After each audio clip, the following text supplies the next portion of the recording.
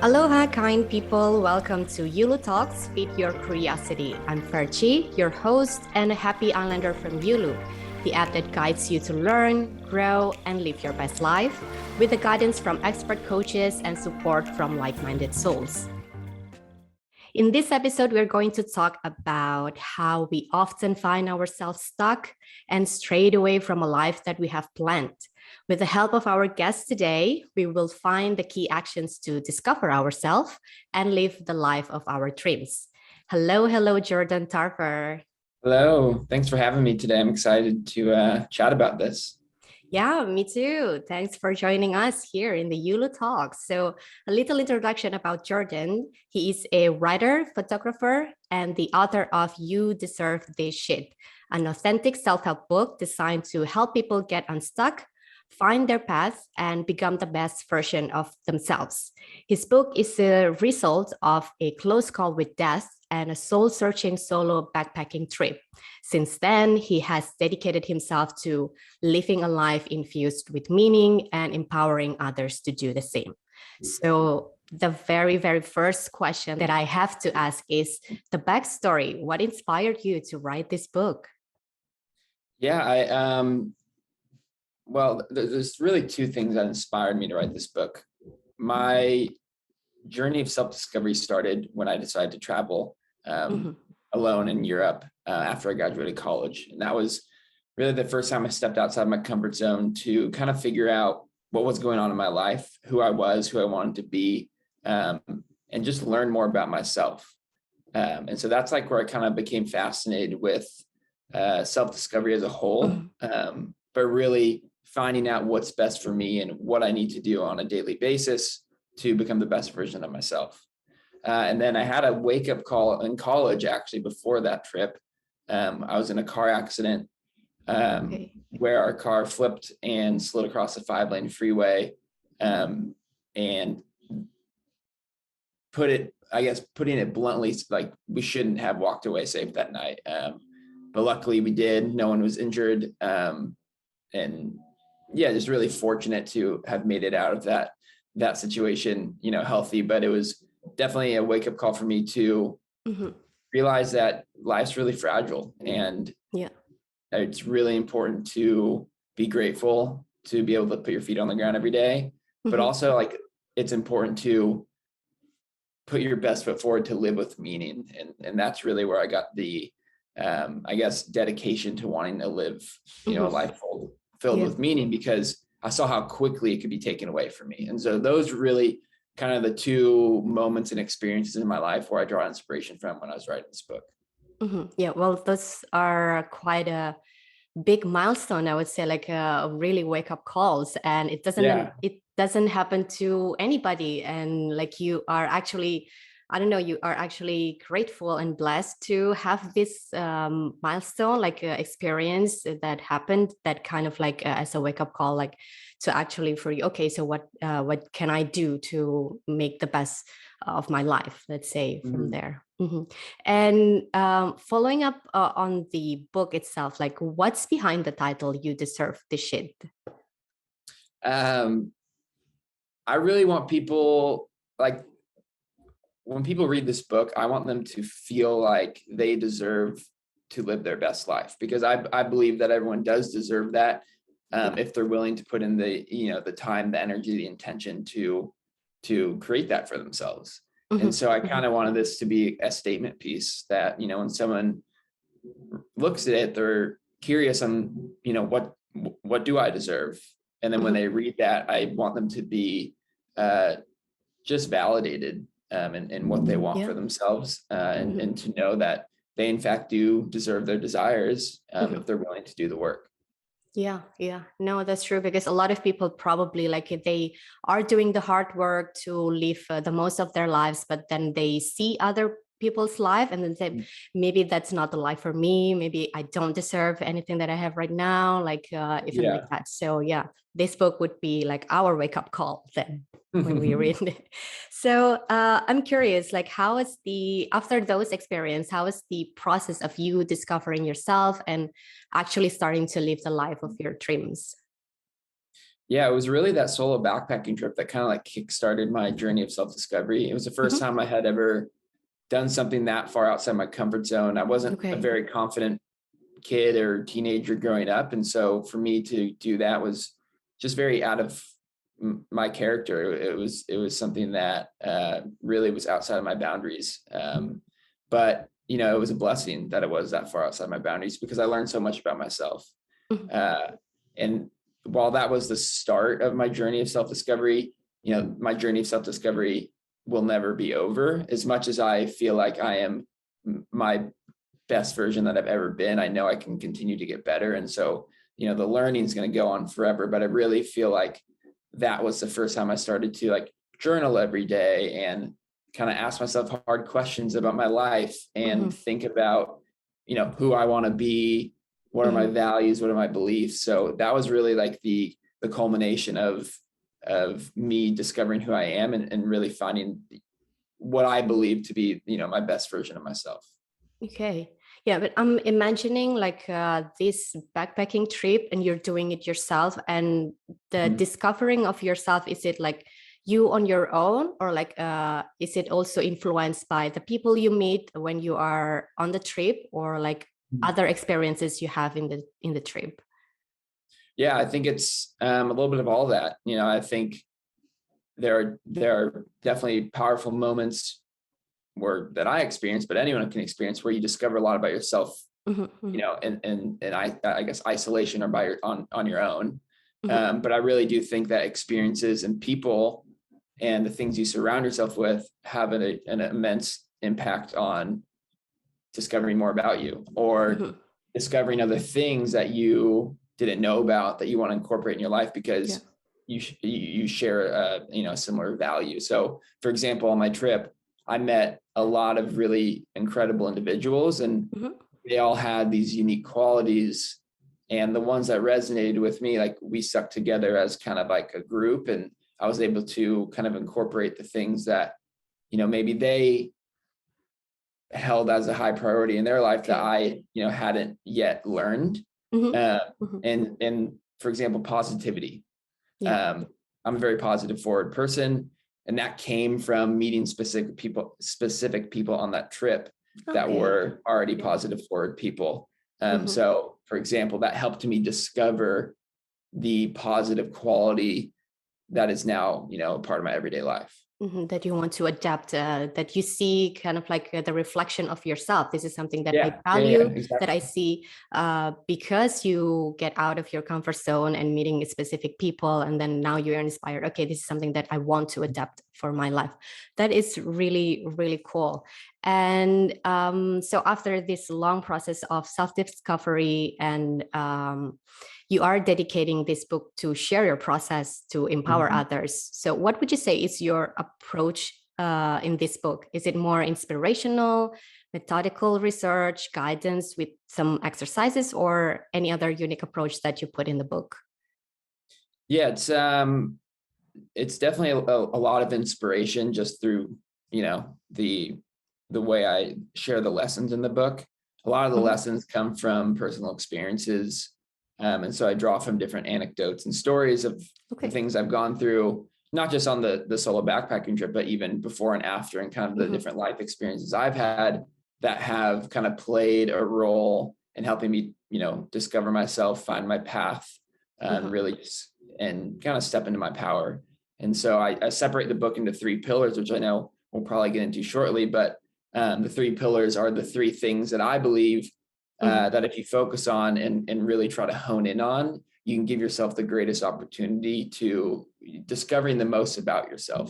Mhm. Mhm. Yeah. Oh, that's cool. It's kind of like I would say an inspirational playbook. Let's say, like to discover Yeah. yourself. Yeah. Okay. It's like Okay. I like to refer to it as like a toolkit. And I've had Mhm. different readers tell me that it feels like it's their like companion, or it feels like their sibling or best friend is kind of Yeah. giving them this like guiding, like a little bit of a push, but like a kind push through the process. Um, and so, yeah, I think it can be looked at as like a toolkit, a companion, something that you can, rely on to help you through whatever you're, trying to move through. Oh, cool. Yeah. I'm actually halfway and reading your Oh, book, nice. and I can't really wait to finish up. This is already great. It is actually feels like that. It is a companion. It's kind of like a friends telling their stories, and I can learn a lot from that. And it's not just like stories, but it's kind of like guidance, exactly as you say. Like here, you can actually do this, and that.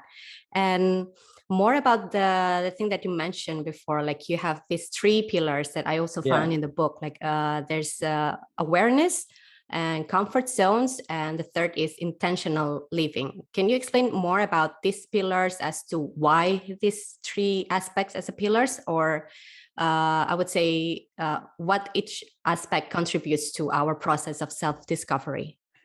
Yeah. So I'll just run through kind of, I guess, the purpose behind each pillar and how they kind of serve the role they should serve in your journey of self-discovery. So it's set up three pillars of self-discovery, which is awareness, comfort zones, and intentional living, kind of in a specific order. Awareness is the first real step of discovering yourself. You need to be able to recognize what's happening internally and externally to know the most about yourself. And so when you are able to cultivate awareness, you start to understand your character, you start to understand your feelings and the things that, inspire you in life.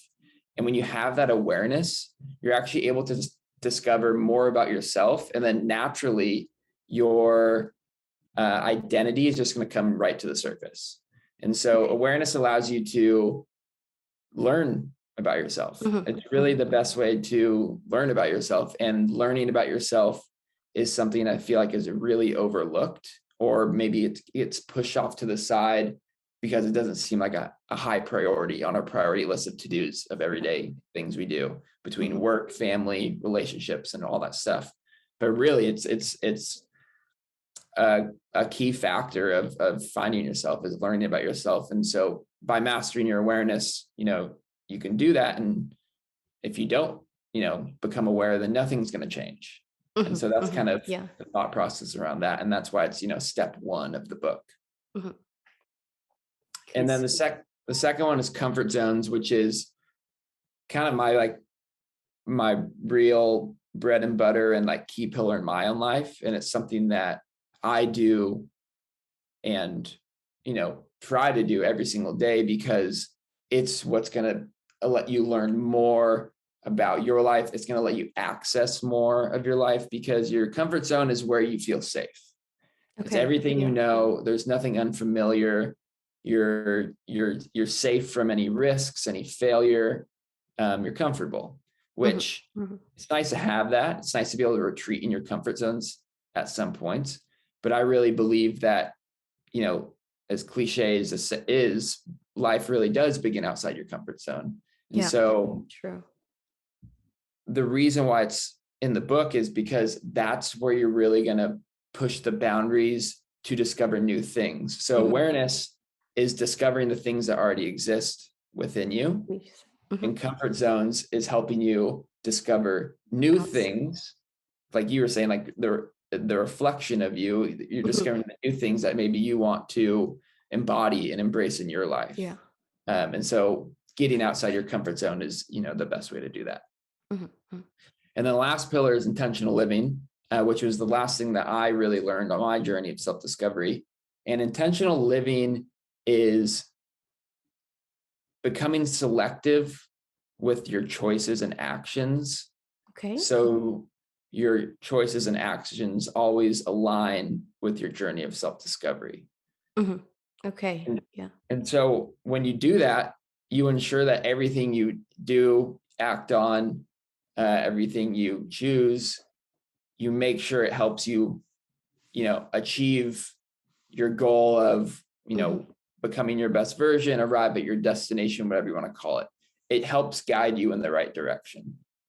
And so that's why, I think it's important, because it's the thing that kind of pulls you through the whole journey is your intention. And the way I explain intentions in some of my writing is, imagine you're driving a car to a new city and you don't know how to get there because you've never been there, and you don't have any directions. And so Okay. you're just going to like take all the wrong turns, and you're going to take too many turns, and who knows if you're even going to get there. Yeah. Yeah. But if you have directions Hmm. or intentions, so the directions are now the intentions, Hmm.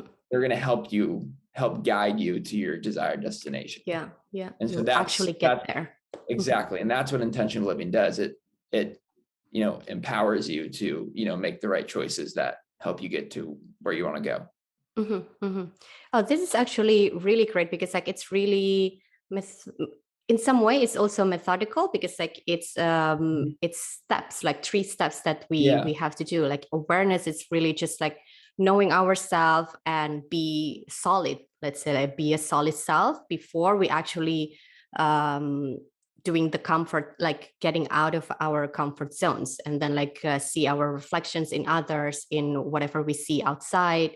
And then yeah, intentional living is actually like going towards our goals and with our values that we found within ourselves and outside of our comfort zone.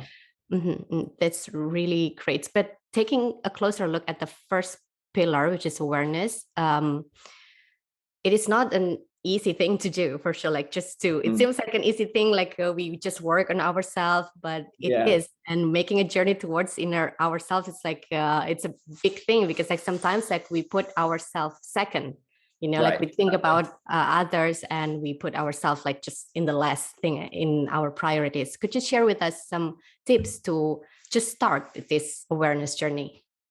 Yeah, it's actually the first chapter in the book, and it's the first thing I tell every single person that asks me for advice on this is to buy a journal.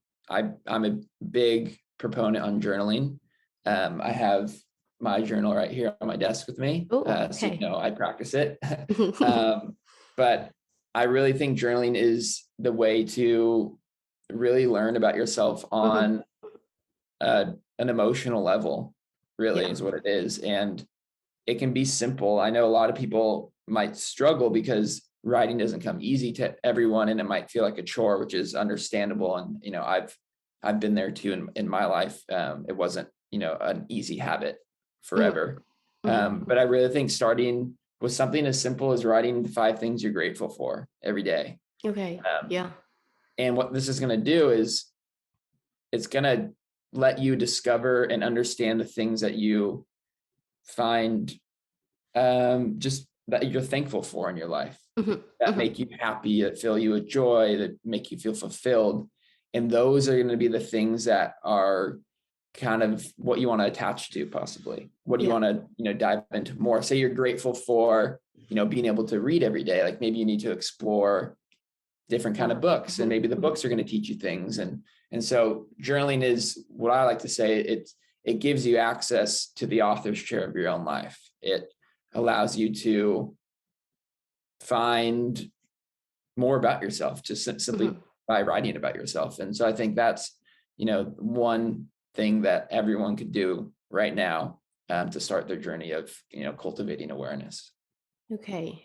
That is interesting. Yeah, because like journaling, I see it, I do journaling sometimes, like I have like blank spaces in my life that I don't do, and I don't do it, but I actually do it because like it's a tool for me to talk with myself, because I feel like that is something that, just to start a conversation with myself, asking myself what I want, what I value. And I feel like what you said, like just for like the gratitude thing, like what we are thankful for each day is some conversation starter, let's say, like to know and move on forward from there.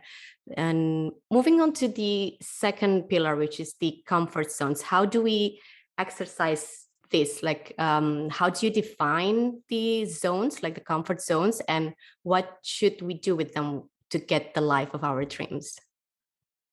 Yeah, I mean, your comfort zone again is anywhere you feel safe, anywhere that's really familiar, maybe feels routine for you. Okay. Yeah. And what I tell people that are looking to get outside their comfort zone is focus on the things that interest you that you've never tried before.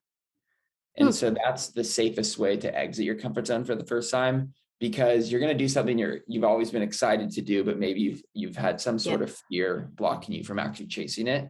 So it's much easier to do something that interests you than to do something that, you have no drive, no inspiration to try, that's outside your comfort zone, because then there's really no reward in you doing that, because it's not something that you've desired.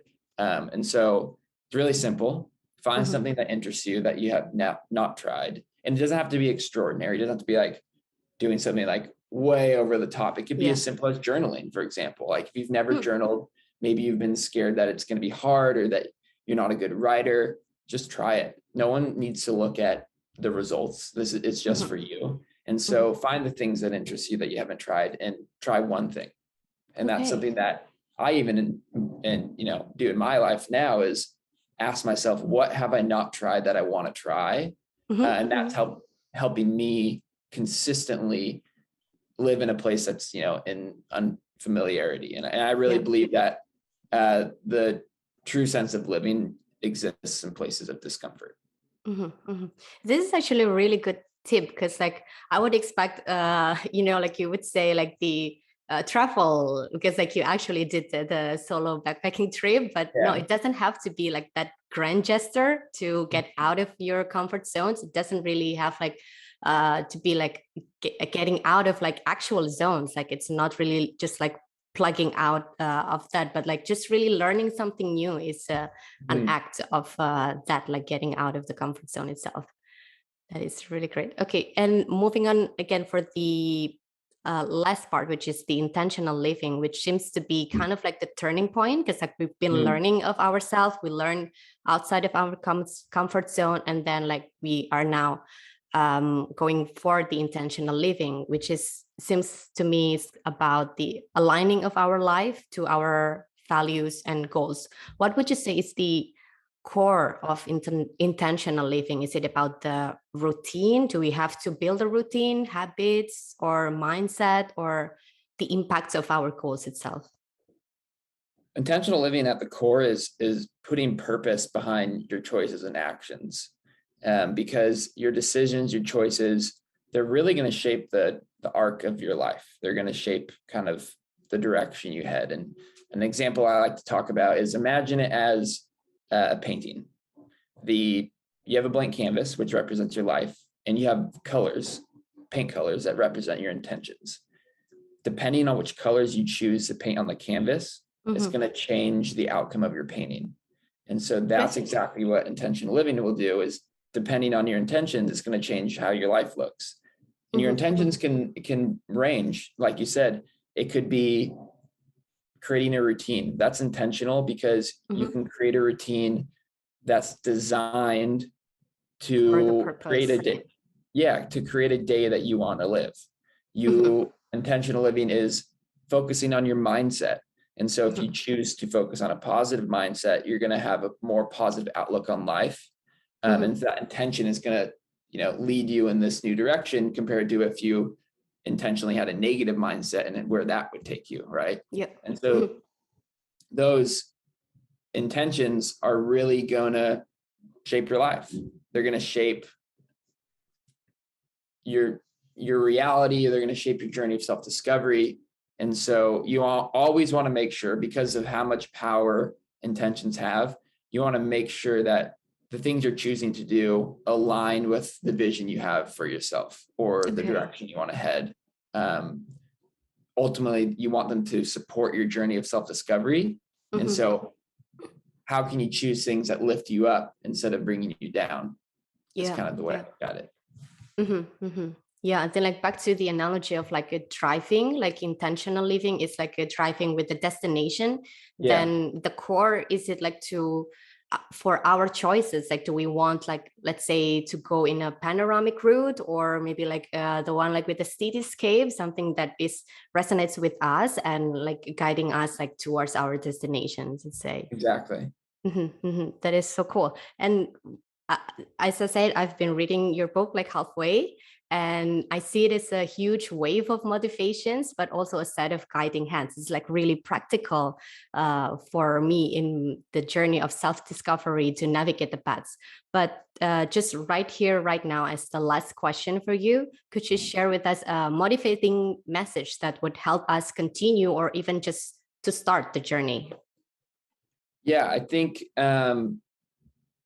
the more time you're willing to invest in your own journey, the greater opportunity you give yourself to become your best version and access more of your life.